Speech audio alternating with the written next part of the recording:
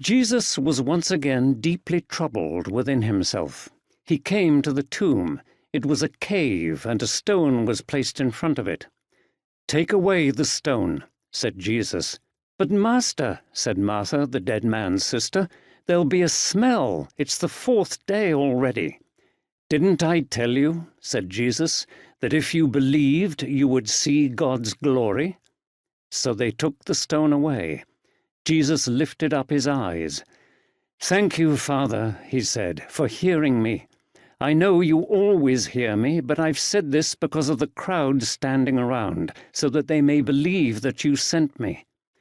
With these words he gave a loud shout, "Lazarus, come out!"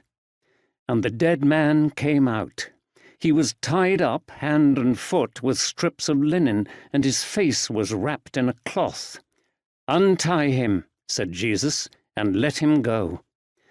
The result of all this was that several of the Judeans who had come to Mary and who had seen what he had done believed in him. But some of them went off to the Pharisees and told them what Jesus had done. We saw a program on the television last night about the fossilized remains of what looks like an ancient race of creatures. They seem to be like humans, but much taller. They appear to have been significantly different from any monkeys or apes known to us. Now the archaeologists are teaming up with explorers, all this takes place in some of the remotest mountains of China, to see if these creatures might still exist. It's an exciting story and a remarkable prospect, but I am fascinated by the way in which the archaeologists piece together their finds. Here is a fossil which seems to be part of an animal. Here is a bone which might be part of the same animal. Here is a piece of hair stuck to a rock deep inside a cave high in the mountains. Could they all go together? Could one of these puzzles explain the others? The present passage is one of the most dramatic moments in the whole story of Jesus. When Jesus raised Jairus' daughter in Mark chapter 5, he ordered almost everyone out of the room, and when it was over, he told them not to tell anyone.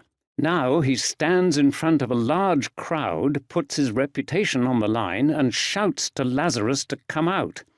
The tomb, like many at the time, was clearly a cave with a large stone across its mouth. And the dead man comes out, a heart-stopping moment of shuddering horror and overwhelming joy, mixed together like dark mud and liquid gold.